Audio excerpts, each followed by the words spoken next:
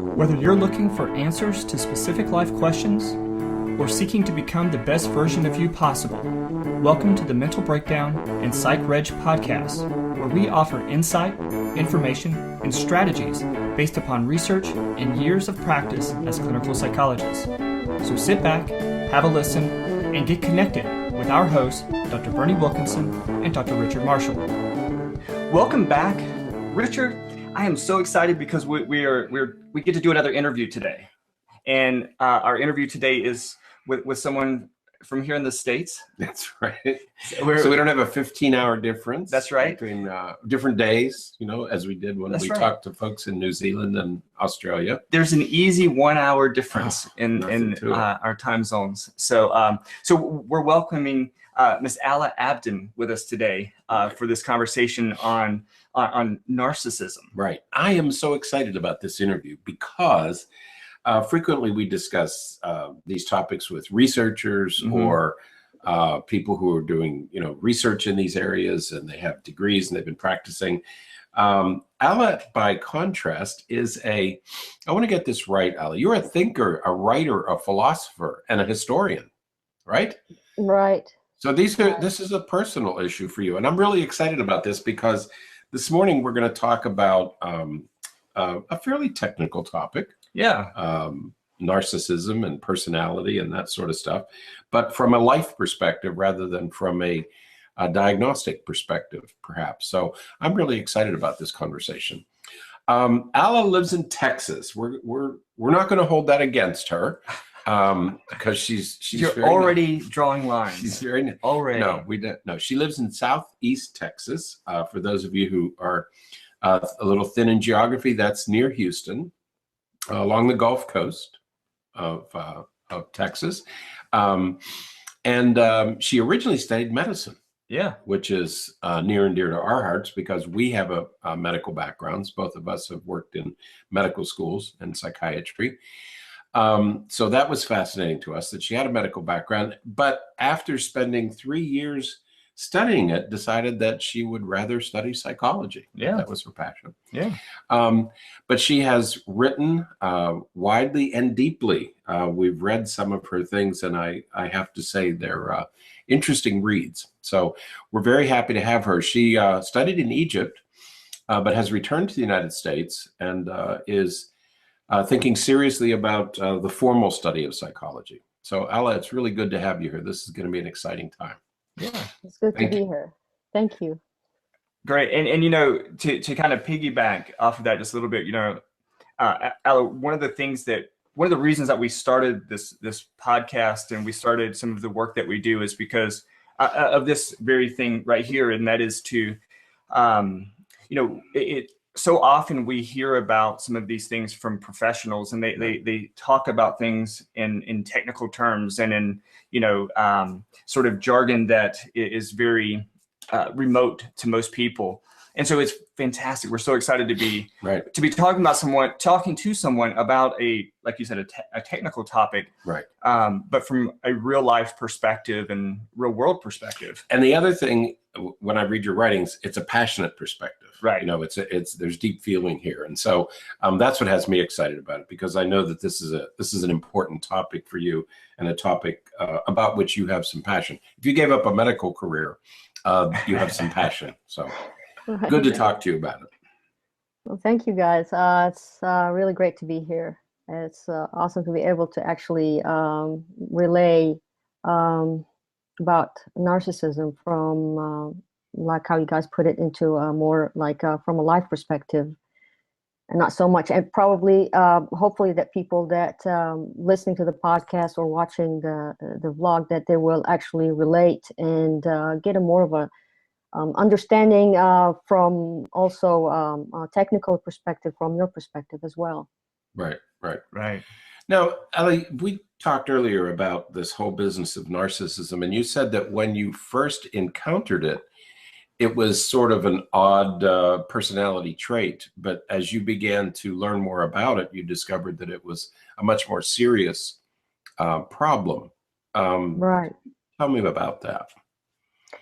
Well, First, when you meet people, you kind of sort of build um, the word I'm looking for, first impressions. Hmm. And the people that I have met, their first impressions were they were very charming, very genuine at first. They have that strong presence of their personality, and they make you feel like you are the only person in the room when they're talking with you. Mm. And then after knowing them deeply, interacting with them, talking with them, and knowing them on a very personal level, you find that there is something not right. There is something not clicking here. They're not what they have given or shown in their first the first impression.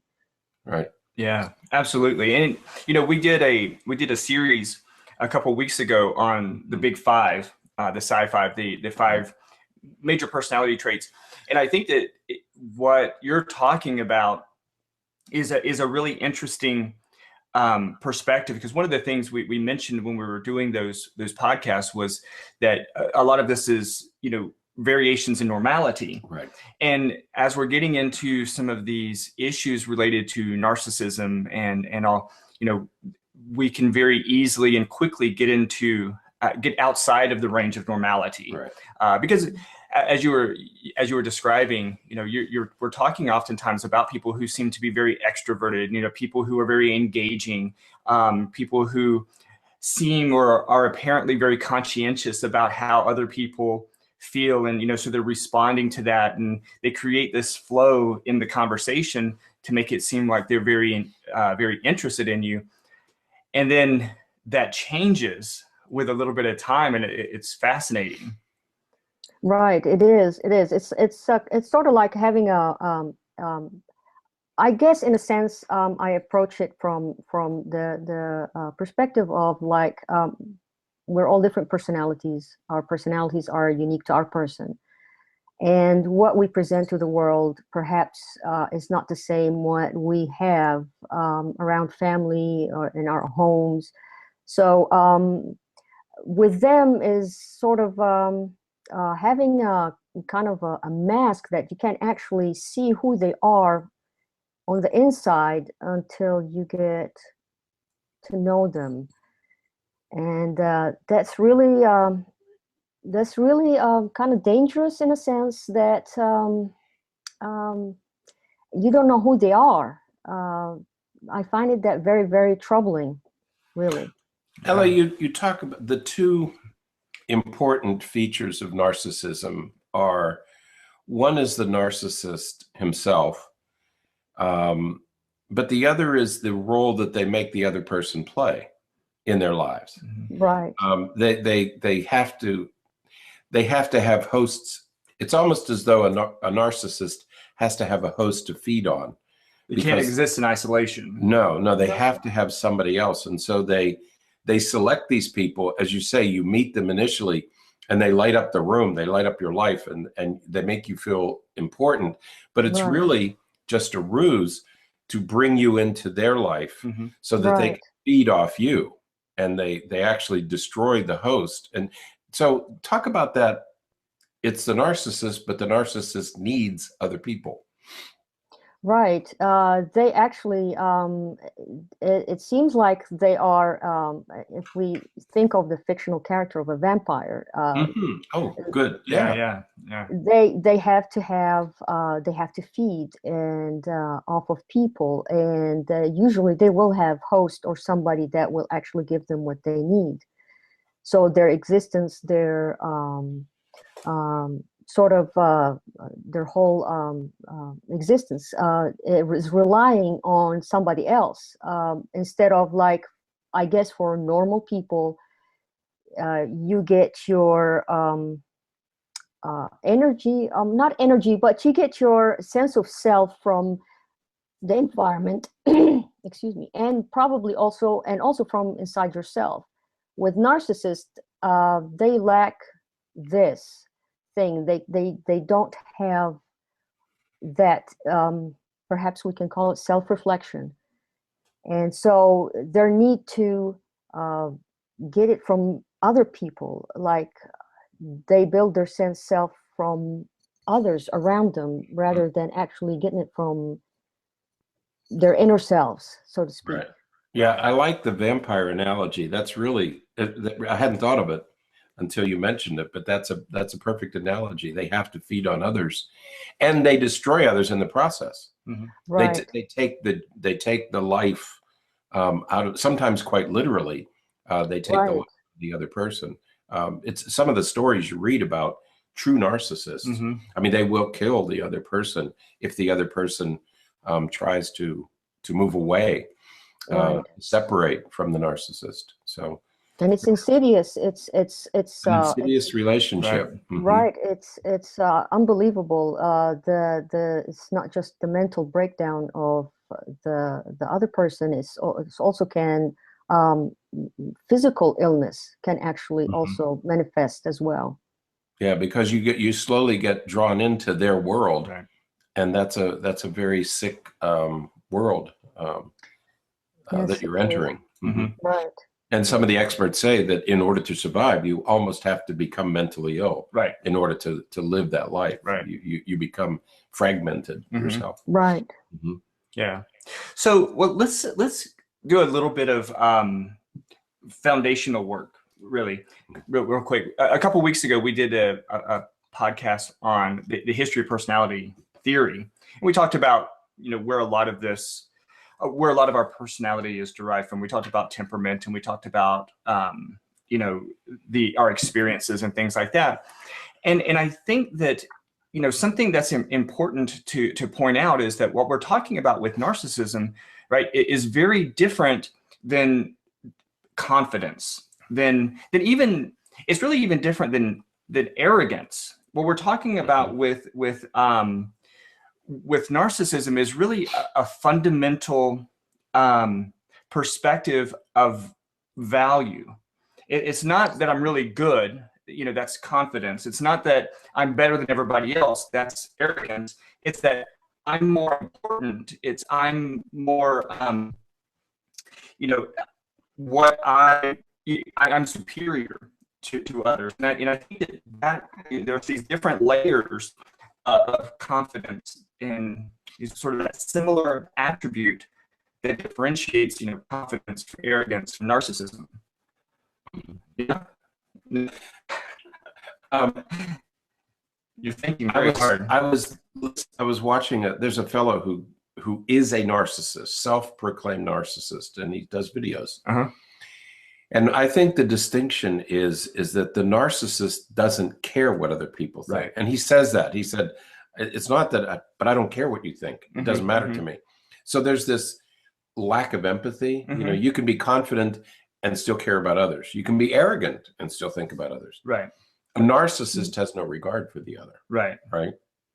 And that's the dangerous part, is they have no regard. The other person exists solely to feed them. Right. Right.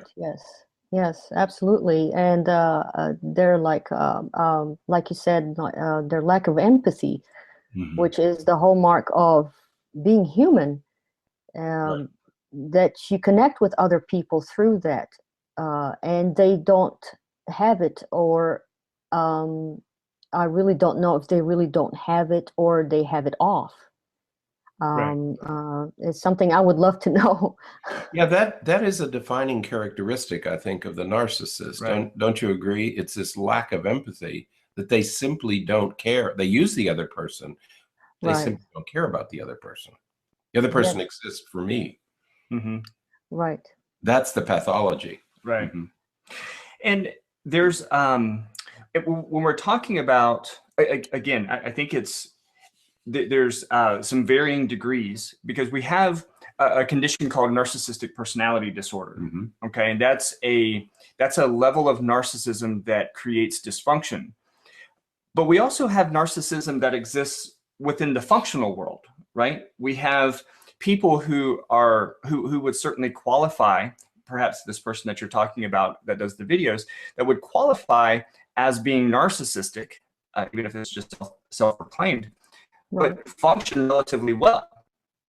You know, they are able to get work done. They're able to be successful. They're able to, you know, manage the world around them in a way that leads to some form of success. Right. You're talking. That's the CEO type. Right. Right. Right.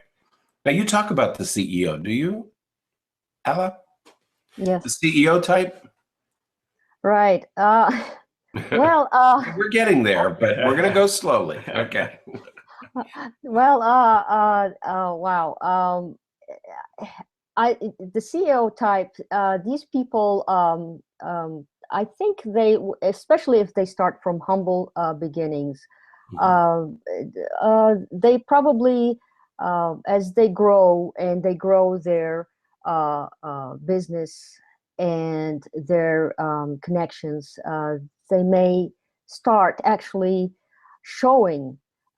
They become arrogant, self-centered, and it's their way or the highway, so to speak. Mm-hmm. And it's I really don't know if I mean it's sort of kind of like it's perhaps their environment. They need to be like that. They need to be showing that they are able to do the job, Mm-hmm. which is really like, when it comes to CEOs, they're really brutal. But with the CEO, there's this theory in neurobiology that as your status in the group rises, Right. your testosterone levels rise. And it's true for men and women. Right. That as your status in the group rises, your testosterone levels rise. So that would give you confidence, assertiveness, maybe even arrogance. But again, we're still not talking about a narcissist. We're talking about somebody who might be supremely confident, might be very assertive to the point of being aggressive. Okay. Right. But we're not yet talking about a narcissist. Right. Right. Right. Right. They have to show. I mean, it's a fine line, actually. I think between. Sure, because we have in our country this Tesla automobile, the electric car. Yeah. There's no patent. Right. He's made that, and he's a successful executive. Right. He has made that available to any other car manufacturer who wants to use that engine. Right. It's especially designed. So he may be assertive and confident, but he's not a narcissist. Right. Whereas other CEOs move into narcissism. Right. Right. Yeah. Right. Yeah. I think that it has to do with. I think it has to do with what the person is. To some extent, it has to do with what the person is willing to do to get to the status. You know, some people, like you think about, people who, some of our early technology innovators. These guys worked in garages. They just did all kinds of things. But it was all, they didn't take advantage of other people. They didn't use other people to climb any ladder. They built it all on their own, sort of like Tesla. Whereas the people who tend to be CEOs that are sort of in that narcissistic realm, they seek that success as a defining attribute of themselves. They are the company. They are themselves. They are the success. It's not. They don't exist outside of the success. That's the kind of executive, the CEO, who would put his name on an airplane, right, or on a hotel. Yeah. Right. Yeah. Right. It's me. It's me. It's not my company. Right. It's me. I am the company. An example I think that everybody could relate to is Tony Stark from the Avengers. He had, he had the Stark Tower.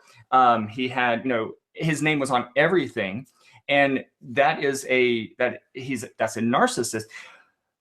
But he probably didn't have narcissistic personality disorder. Why not? Because he was generally functioning. He was able to, in some extent, to interact with other people, and he certainly changed as the comic book stories go. Alla, do you know what he's talking about? I hope so. Yes, Do you know yes, Tony Stark? yeah, Avengers. He doesn't. You guys lost me. And she said, Alice said, "Oh yeah, that's Tony Stark." And I thought, who's Tony Stark? Iron Man. I'm running through my Rolodex, wondering where Tony Stark is. Iron Man. He's not in my Rolodex, right? Iron Mask, right, Iron Man, Iron This Man. happens. Yes. This happens frequently on this program. Yeah. I have a question for Alla. I have a question for you. You're interested in psychology. You know about psychological disorders create impairment. Is the narcissist impaired? That's a good question. I'm sorry. I don't know the connection- answer to. No, your voice Is the narcissist impaired?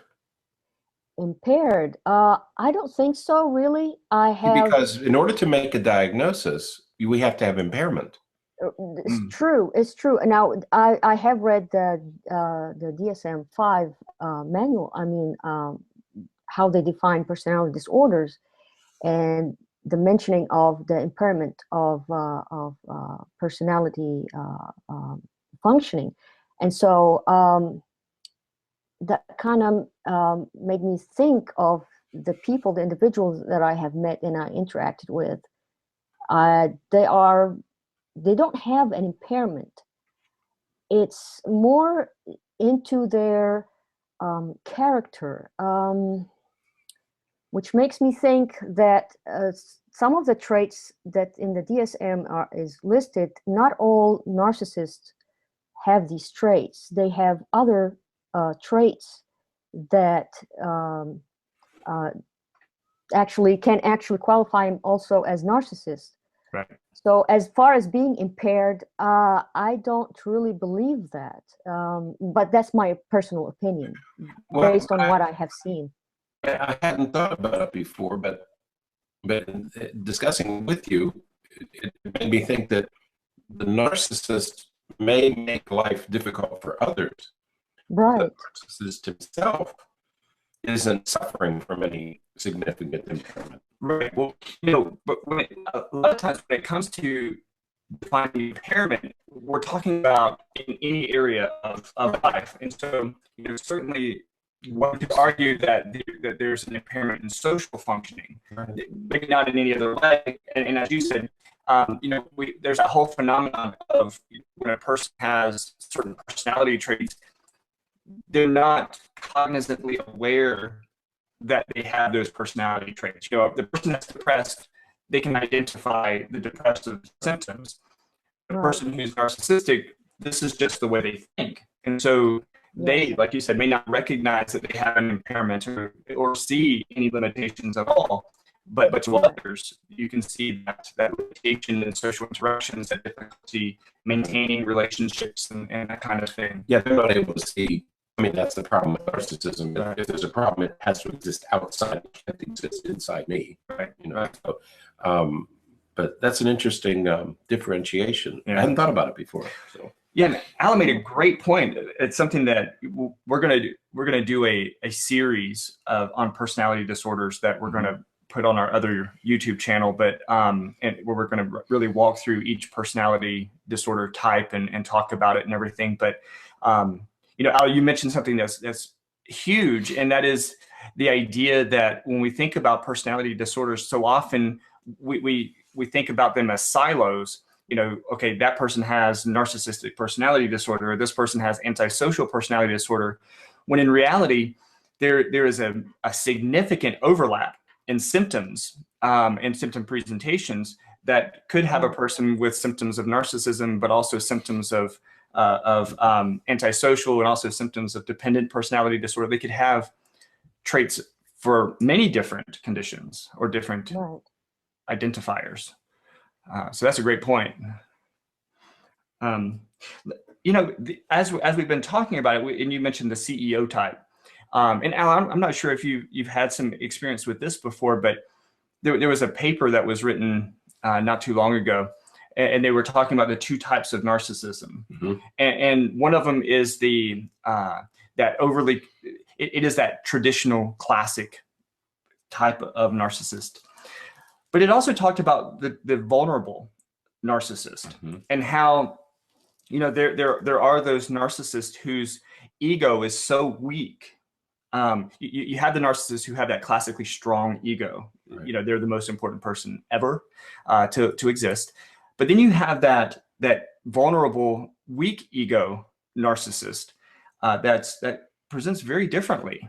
Well, that's the type that I have actually encountered. The vulnerable type, not the like in your face kind of type. Right. The one that is truly like they say hiding behind a mask. And this type is actually I think is more destructive towards people around them. The vulnerable. Because the vulnerable. Exactly. Yes, it's more destructive because you don't know where they're at in any given point. You don't know what to expect from the time you meet them, and then you don't know how your day is going to be with them. Mm-hmm. So yes, that type, the vulnerable. Some I read that they also say overt and covert That's true. narcissism. That's another way to differentiate. Yeah. It's really the vulnerable type is really interesting to me because there are certainly those narcissistic traits, but as you said, it's sort of a mask that they use to cover up their deficits and their perceived, at least, weaknesses, and many times the mask is an overkill. They kind of go overboard with things, and that's the part I think that you're meaning, that's unpredictable and sort of concerning because you don't know what to expect. Right.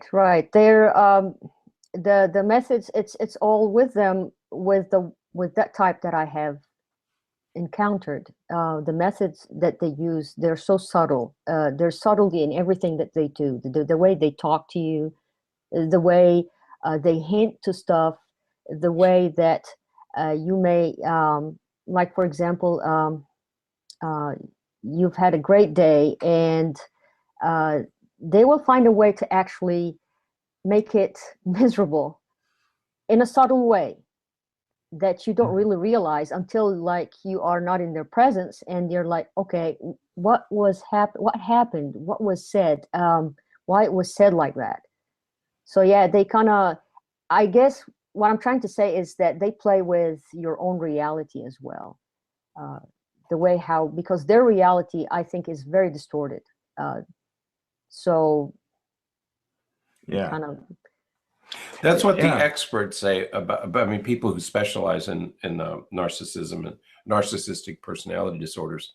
That's what they say, that the view of reality, the narcissist's view of reality, is so distorted, and they have to bring others into that reality. And bringing you into that reality is destructive. That's what's destructive of the other person. Because in order to survive in that world, you get brought into that world. They interviewed a woman who apparently I think she had lived with or been in a relationship with a narcissist. And it took her quite a long time, quite a lot of therapy to be able to extract herself and rediscover who she was, because she was really destroyed by the experience. I was surprised. I bet. And what I think is, if we're going to label anything about it as anything else about it as scary, what's concerning is that many times it's, again, things that they do that I don't know that they're really cognizant that they're doing it. I don't think that they're saying, man, she's in too good of a mood, I'm going to see how I can take that away from her. Instead, they're it's sort of a automatic response that they have. I wouldn't say it's conditioned, because that implies that it's sort of a behaviorist type of perspective, but it's certainly something that they just seem to innately do. It's just, let me see how I can. Well, and also the only reason you can be in a good mood is because of me. Right. If you're in a good mood for any other reason, then I have to take that away from you, because I'm the only reason that you can be in a good mood. I think that's what's at work here. Do you agree, Al? Yes. One thing that Dr. Bernie said that about them, that perhaps maybe they're not doing it really on purpose or purposefully, but I'm not quite sure about that point right there, because it seems that there are times that they are fully aware of what they are doing, um, but it could be different from person to person, from narcissist to narcissist, Right. depending on how much they are, how deeply narcissistic they are. Sure. No, absolutely. But I think that the uh, the challenge is, like, I think about, I have a number of people that I work with who go through or have lived through periods where either guys or girls who, like, if a friend is dating someone, they will sort of intentionally go and try to mess up that relationship so that that person will find them attractive or come to them or something like that. And they absolutely know that they're intentionally doing that. The issue is that they don't know why. They don't know it's because of that they're narcissistic or because of their own personal needs. It's just that they do it with intention, but they don't know the root of why they do it. Right. Yeah, I agree to that. Yes, Yeah. absolutely. It's like saying, mentioning that their reality is distorted. So Right. to them, that might seem normal, actually, but to the rest of us, it's not. Right. Yeah, that vulnerable, weak ego can't tolerate someone else being happy for, Right. like you said, for That's whatever right. reason. And so they know there's some intention to go and change that. But that's what makes it so challenging to work with people who are like that or have those traits, because we don't know the why. And because they Right. don't know the why, they can't really appreciate enough to change some of those cognitive distortions and perceived thinkings. Well, and also a narcissist wouldn't enter our office. That's true. That's true. They're not going to come here because there's nothing wrong. Well, the ones that do, Right. they come in and they tell us how we should do the therapy with them. That's Tell us what we need to do to change our lives and become better. My favorite was, I had a guy come in one time and he goes, "You just tell me that I need to go ahead and that I need to make some goals, and then I'll do that." So, okay, well, go make some goals. He goes, "Okay, I'll do that. Thank you." And it's, wait, why did it work like that? Why don't you just go make goals if that's what you need to do? Right. So Tell me what to do. That's right.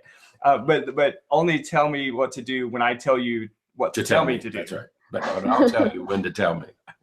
It's Because I have to be in charge. It's so confusing. Right. So, well, Freud said it was the narcissist was the only person that he couldn't help. yeah. So it goes back to all the way back, and Freud told us that Yeah. because there's nothing wrong. The narcissist doesn't have a problem. Right. It's the rest of the world. Yeah. But it is so destructive to the other person. I think that's the key to this whole thing. Is it's so destructive to the other person, the person who becomes the host. Right. Yes, exactly. It really it's a constant, if you think about it, constant erosion of the self of it is. the other person, Right. and to the point that they lose themselves. They become exactly how the narcissist wants them to be in their world. So yes. Yeah, absolutely. And it's so heartbreaking when you're working with a person who is in one of those kinds of relationships, and because they will come in and they'll talk about, well, I do everything that they ask me to do, or I do everything that's needed. I take care of everything, and it's never enough, or it's, there's always more, there's always this, there's always that, and it's so. There's another point here, Alla, that maybe we should touch on. Frequently people will come into our office and they'll say, and I think frequently it's a woman, or more frequently it's women, and they'll come and say, "My husband is a narcissist." Okay. And because we all use these terms, because when people use these terms like narcissist or hyperactive or depressed, OCD, they don't really mean it in a clinical sense. right? They mean it in a characterological sense. And so they will come into the office and say, "Well, I think my husband is a narcissist." We have to be very careful. What would you advise? How would you know whether the woman is talking about a true narcissist or just somebody who is self-centered? It's great that you asked this, because I just wrote a note that said that we should go off script just a little bit and talk about how someone could tell if they were really in a relationship with a narcissist. How would you really know? Yeah. How would you know that you're really living with a narcissist versus somebody who just takes care of himself, just is selfish? I think it's a fine line, and I think because now everybody is, if they are in a relationship or they meet someone, and the first thing that comes to mind, oh, he's narcissist, or she's narcissist, and it's a fine line, and it could be just a person that perhaps maybe they're having a bad day, they're having there's something in their lives that they are not. Projecting themselves in a positive light. Narcissists, I think what they call red flags. First thing is that in my opinion, that they're very, very, very charming, extremely charming. I mean, to the point that you feel like, wow, it's good to be true. It's too good to be true. And when it comes to relationships, people have to understand that, we're all different personalities. What I like will differ from what you like. And so they have to really not use that label so loosely. And it will differ from person to person. And what that, perhaps that woman, what she saw in him, I mean, what exactly it is, that's why it's a very sticky topic. It's really hard to pinpoint because it's different from person to person. Right, but absolutely. If I think you touched on it there, the person who's selfish may not be exceedingly charming. Right. The person who's selfish. I have friends. I had a friend one time, and he was preparing for a marathon. And he would run 10 miles in the morning, and then he'd run 10 miles in the afternoon. Well, that absorbed his whole life. Yeah, I mean, that's a lot of time. Yeah, I mean, just the amount of time that you have to, or people who say, they go golfing on Saturdays, or they go out with their friend, the wife is at home with the kids, and he's out golfing and everything. He's selfish, right? But not a narcissist, because he's not being exceedingly charming, and he's really not extracting that. He's really not taking the self out of his partner. Right. And I think maybe that's the line that you cross is when somebody begins to take yourself. Right. I think that's when you've crossed the line, maybe into pathology. Right. Yeah, I think that I think this goes back to what you guys were talking about a few minutes ago with the vampirism. That one of the cues should be whether it's narcissism or anything else. If you're in a relationship with somebody or you have an interaction with somebody and afterwards you feel completely drained, right? That's some indication that person is pulling something from you, whether it's just life energy or yourself, your identity. That I think is one potential indicator that there's something going on here. Would you agree, Al, that this relationship started with me feeling energized, and now I'm feeling exhausted? Exactly. They're very, very draining to be in their presence, even if you were not in a relationship, family member, a friend. When you are in their presence, you immediately feel you feel like you're physically ill, and you would be thinking, what's going on. That's one of the things that got me to actually research that, and I came across narcissism, is that they're very draining. They're so self-centered that they are, and they talk about themselves all the time, and the constant praise that they want from you, among other things, it's just so draining, absolutely draining. And you get lost in their world so much that at the end of the day, you're like, okay, wow, what happened here? Right. Yeah, I think that leads into maybe another characteristic or another thing that you might recognize if you're in one of those kinds of relationships, and that is, when you're in a relationship and your needs become so marginalized because the other person's needs are so much more important. Right. And so if you feel like, if you sit back and you think, man, I haven't chosen the restaurant we go to in about 3 years. It's always the restaurant that he or she wants to go to, and I never get to choose. And so when you're, and in fact, they keep choosing the one that they know I hate. Oh my gosh, yes. Kinds of things, yeah. So that might be another thing is when your needs and interests and desires are marginalized for the sake of theirs. And I think a third one maybe is another little note that I put is image. One of the things you see sometimes too is that what becomes very important to the person is when you're involved.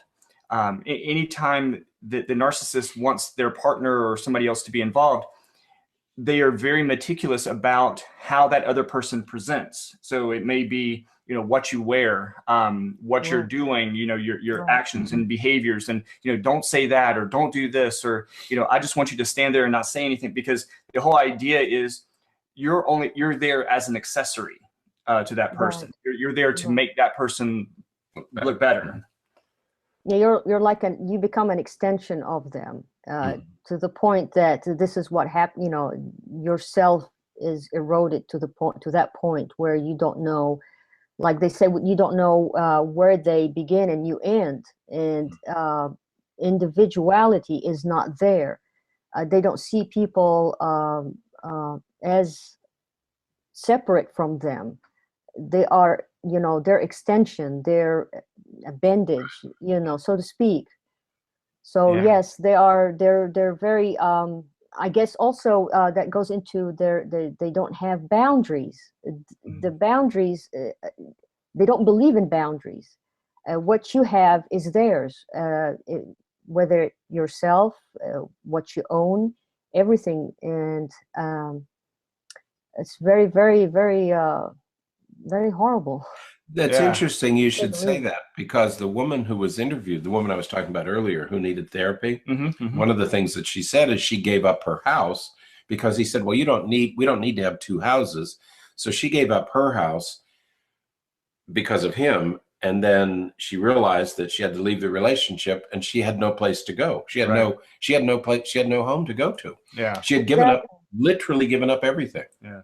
Exactly. That goes back to also their need for control. I think that in order to control someone, you have to make sure that they become your whole world. You are no longer in control of yourself or what you have. And to emphasize, and this control is to take anything from you that might give you control of yourself or your life.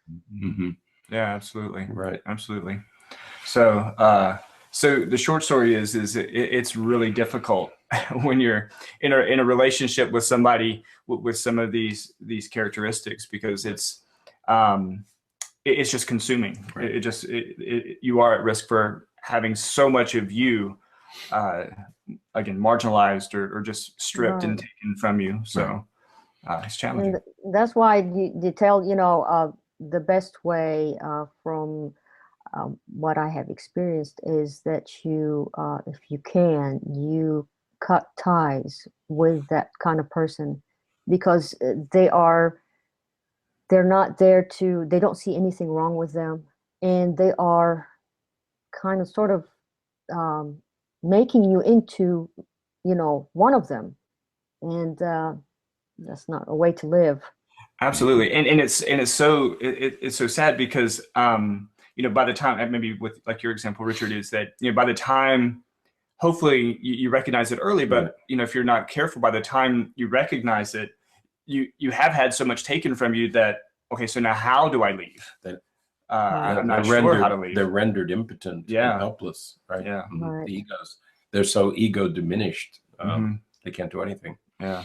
But Alla, it's I have a 800-pound gorilla here sitting on our table.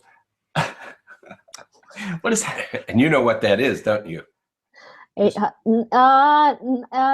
I'm kind of lost here. I was gonna say it's Okay. okay to say no because All right. Well, we've been talking about narcissism. Okay. Now you Right. know what it is, don't you? Right. Okay. Just walk with me here for a moment. Okay. There's a great talk today, much talk today, even among oh, professionals. that gorilla. That gorilla. That Oh. gorilla. There's, and we would be remiss, I think. Mhm. We've been teasing Yeah. the audience. We would be remiss if we didn't at least touch on it. There's much talk these days that our newly elected president is a narcissist. And although we are bound by our ethics not to make a diagnosis if it's not our patient. Yeah. Right. And I do believe that. However, this person does have many of the traits that we do associate with narcissism. How do we know? Should we be worried? I think is the first question I have. Should we be worried if he is a narcissist, if he does have these tendencies? Should we be worried? Well, I mean, I'm ready to divorce him, but I'm just an N of one. Should we be concerned? Is there enough evidence that we should be concerned? well, that will fall. Wow. That will fall on if we talk. Wow, that's a heavy one. That's Well, really, he's not a vulnerable narcissist, right? no, not by any means. He's not. Mhm. And I don't. To tell you the truth, I've been really watching his interactions. I've been watching what he is saying. He's very, very extremely intelligent. Mhm. Mhm. That is apparent. Right. It's there's arrogance, yes, Yeah. definitely. Yeah, that's right. Arrogance, Um, confidence. confidence. I could say also there's a very, very a high level of assertiveness. Yes. Unlike what he showed, for example, when before the elections, which makes me think it was maybe there's some kind of intentional sort of thing of putting or revealing or making people see him in that light. It's because to tell the truth, politics is really it's a very, very sticky situation. It's you're there to please the people, so to speak, give them what they want to see. So I'm not really quite sure, like you stated, because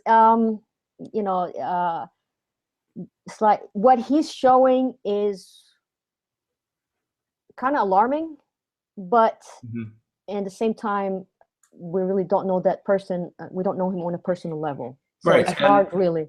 And he's a good example. When you talked about confidence and arrogance, are we just seeing supreme arrogance and confidence, or are we seeing narcissism? And I think that's the difficult clinical decision that, Right, which is exactly. it? Is this just arrogance and confidence? Right. Because Exactly. he has every reason to be, or are we truly looking at a narcissist? I think that there's something that Alla mentioned just a moment ago that I think I had not thought about before, but I think is really important. But first, I think that anyone who would even run to be the president of the United States has to have some of these characteristics. Right. I mean, Absolutely. Right. You have to make a set of decisions and be in a position to where that those narcissistic tendencies have to be there no matter what, even to be a senator. I think any candidate candidate would be pretty high on that scale. Right. But Alla, one of the things that you mentioned, I think that is really important is that, in a lot of ways, he is saying exactly what many of his constituents want him to say. Right. They sound very extreme to people who maybe have not consumed the Kool-Aid, right. But there are others who are right behind him with everything, and he's getting he certainly gets a lot of feedback that what he's saying is the right thing to be saying, what he's doing is the right thing to be doing. And so, Right. In a lot of ways, perhaps he is tailoring his decisions to a particular group of people. Right. That group of people may be a relative minority, compared to the rest of the population of the United States. But that's who elected But him. it is who he's hearing nonetheless. Right. That's right. That's who put him there. Right. So it may not be necessarily narcissism. It may be significant confidence and maybe even arrogance, because I think that there is definitely some arrogance there with, when he says things like, I know more about ISIS than anyone else. Right. Well, that's arrogance. Yeah, that's arrogance. Narcissism. And that tendency to use those similar words with so many different things. I think that's arrogance, but I think Alla may be right that much of what we're seeing is really just a tendency to do the politician in him. Yeah. Right. Yeah. It's hard with like Dr. Richards, what you said, that senators and also they can fall into that category as well. Right. It's the type of work, the type of environment that they are in. They have to be kind of sort of protect themselves in a way that they have to present that kind of persona to the outside world or even to the people around them. Right. Because it's not easy being a senator or even the president of the United States. It's something. It's huge. You have a whole country that is depending on you, and so some people would talk about he's showing traits, he's showing stuff, but it's not like it has to be really used loosely here. Because it's not only him, there are presidents before him that they also, if we want to, they exhibited some of these traits as well. It comes with the job, I guess. I don't know. It's a requirement. Right. Yeah. Right. Yeah. Well, but it brings up one other issue, if I may. Most of what we discuss in psychiatry and psychology is a Western European philosophical tradition. Is narcissism the same in other cultures? It's pretty much, yes. Actually, it is. It's so it exists in all cultures. Oh, absolutely, absolutely. Okay. It's the same thing. It's no difference. It's probably the language is different. The prevalence may be culture is different, yes, but it's the same. It's the same. Same everywhere. Yes, it's the same. Absolutely the same. Yeah. I think that we're more at risk here to breed that, to give because of course some of the criteria are senses of entitlement, those kinds of things, and so we may be more likely to create an environment that fosters the development of those traits, but more than the Oriental cultures, which are more group oriented. Right. So, right. Well, great. No other elephants or gorillas or anything like that. I only have one large elephant. Okay, but I couldn't help myself. I'm sorry. I had to ask you about that. No, that's okay. But you gave a good answer. That was good. That was very thoughtful. No, I mean it's I try not to pass judgment, especially when it comes to when you really don't know the person, you have what they are presenting to you. I mean, I would love to meet him. I agree. It would be interesting to sit and talk to him, because when people meet him, absolutely, they find him very charming, very affable. He's a good listener. That's what everybody has said who has met him. Now, Dr. Richard. But, go ahead. Sorry to interrupt, but you said something really interesting here. He's a good listener, which actually narcissists are not. They usually don't really, if they may seem that they're listening to you, but they're not really listening. If you ask them, you know what I mean? So I'm not quite sure. But I never knew whether he is, you know that thing that narcissists do where they draw you into their life? You know, they Right. act like you're really important. Right. And I've never known whether he's really listening and charming or whether that's part of that narcissist's Right. Pulling you in. yeah, drawing you Right. in and you know, lulling you into this false sense of security. Right. I could retract that if I have to. No. The listening part. No, that's what everybody has said who's met him. Right. Um, That's part of their charm. You feel Yeah. like you are the most important thing in the Right. world right now to them. Right. And Mhm. that's part of their charm. So yes, I can see that. I can see that actually in the But you're- beginning. Right. Right. But you're absolutely right. If you really don't know, you have to be very careful about making a diagnosis. Right. And that's why we Right. have always stopped short here Mhm. about talking Mhm. about it, because we don't know him. Right. We don't know him Right. well enough to make, you're not sure what it is you're dealing Right. with because we Right. don't know him well enough. Yeah, absolutely. So, Yeah, that was good. all right.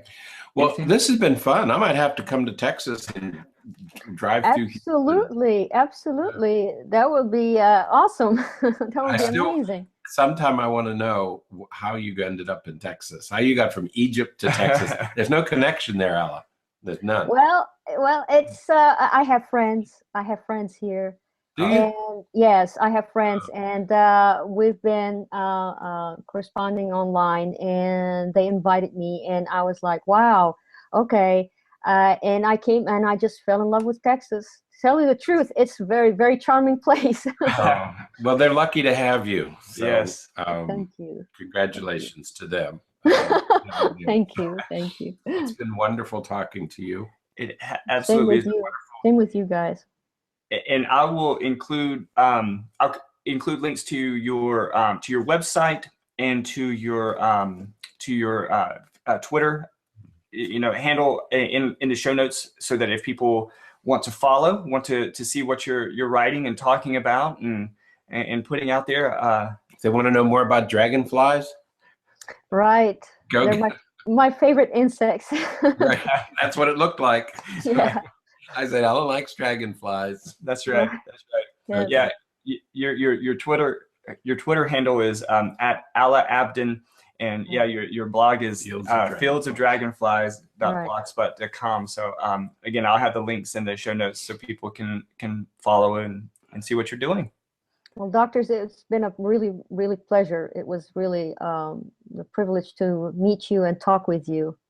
It was our pleasure. Thank you. Absolutely. And anytime you ever want to come back, just let us know. Send me an email, and we'll have you back on, and we'll talk about something else. Yeah, or if you have additional thoughts and you just want to talk about those, you think about it and say, well, I wished I would have done this and that and said this and that. Man, come back on. We'd be happy to talk to you. Okay? Sure. That would You can be even bring your amazing. friends. We want to meet your friends too. Okay? Okay. All right. All right. Sounds great. So that's it for today. So until next time, stay happy, stay healthy, and forget to be afraid.